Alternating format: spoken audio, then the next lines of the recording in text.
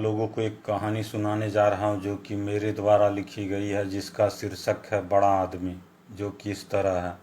एक गांव की लड़ाई में सरपंच जी दो पक्षों की बातें सुन रहे थे। विवाद का विषय था बड़ा कौन है। दो पक्षों में एक पक्ष था जग्गू दादा, जो कि अपने पहलवानी के लिए जाना जाता था। दूसरा पक्ष था सेठ जी, जो कि हर चीज़ों को रुपयों पैसों से तौला करते थे।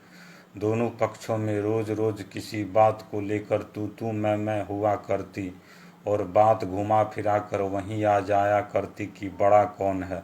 इस बात के फैसले के लिए दिन मुकर्रर किया गया। तब नियत दिन समय पर सारे गांव के लोगों को बुलाकर बैठक बुलाई गई। तत्पश्चात सरपंच जी पहला पक्ष को अपनी बात रखने को कहते हैं। तब जग्गू दादा कहता है, साहब, एक दिन की बात है, मैं गांव के पास वाले नदी के रास्ते से गुजर रहा था। रास्ते में कुछ बैठा दिखा। तब मैंने सोचा अपने ही गांव के पलटन राम का बैल होगा। यही सोचकर मैं उसका पूंछ पकड़ दुत्कारने लगा। संजोगवश वह एक बैल न होकर शेर निकला।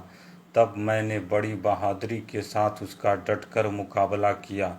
अंततः उसे उठाकर मैंने पटक दिया।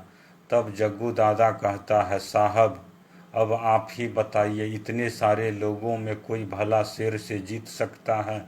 इस आधार पर मैं बड़ा हुआ कि नहीं। अब बात रखने की पारी आई सेठ जी की। वो अपना बात रखते हुए कहते हैं कि साहब, एक दिन की बात है, मैं बस से जा रहा था और बस पग पग रास्ते में रुकते जा रही थी कि इतने में मुझे गुस्सा आया और मैं जोरों से बोल पड़ा, ये बस है या बैलगाड़ी।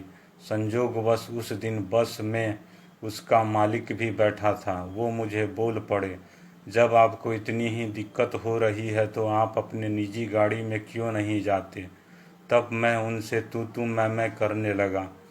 अंत में बात आ गई बस खरीदने की। मैंने उसी वक्त उसके बताए दाम से दुगुना दाम देकर बस को तुरंत खरीद लिया।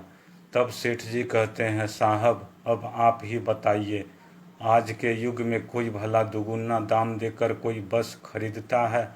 इस आधार पर मैं बड़ा हुआ कि नहीं। अब पारी आई सरपंच जी के कहने की। तब वो अपना विचार रखते हुए कहते हैं, गांव का ही मंगरा कुछ दिन पहले कह रहा था कि उसका बेटा नदी के रास्ते से एक दिन गुजर रहा था कि इतने में वहाँ एक शेर आया। वो भागता चिल्लाता रहा, लेकिन किसी ने उसकी आवाज़ नहीं सुनी। अंत में जाके वो एक पेड़ पर चढ़ गया, जबकि उसे पेड़ पर चढ़ना भी नहीं आता। जबकि जग्गू दादा, तुम वहीं से गुजर रहे थे, लेकिन तुमने कुछ भी नहीं किया। तुम वहाँ से चुपचाप चलते बने। फिर सरपंच जी कहते हैं, कुछ दिन पहले शनिचरा मुझसे कह रहा था, उस बस में एक बीमार आदमी भी बैठा था जो दर्द से कराह रहा था। वो गुहार लगा रहा था कि मुझे कृपया करके उस चौक तक मुझे छोड़ दे, लेकिन उसकी एक न सुनी गई, बल्कि उसे बीच रास्ते में ही उतार कर बस को आधे रास्ते से ही मोड़ लिया गया। तब सरपंच जी कहते हैं, बड़ा वो नहीं होता जो दूसरों का भला न करता हो, बड़ा वो होता है जो दूसरे का हित सोचता है, जो गरीबों लाचारों की मदद करता है, जो जीवों पर दया करता है। तब सरपंच जी कहते हैं, अरे, बड़ा बनना है तो उस पहाड़ की तरह बनो जो न जाने कितने पेड़ पौधों को अपने गोद में बिठाए रहता है, फिर भी वो अपने को बड़ा नहीं कहता है। अरे, बड़ा बनना है तो सूरज की तरह बनो जो न जाने कितने ठंड से ठिठुरते लोगों को अपने तप से राहत पहुंचाता है, फिर भी वो अपने को बड़ा नहीं कहता। कि इतने में वहाँ अचानक दौड़ता हुआ मंगरा का बेटा आता है। वो हाँफते हुए कहता है, सरपंच जी, अपने गांव के बैलों को कुछ लोगों ने पकड़ लिया है और वो उसे ले जा रहे हैं।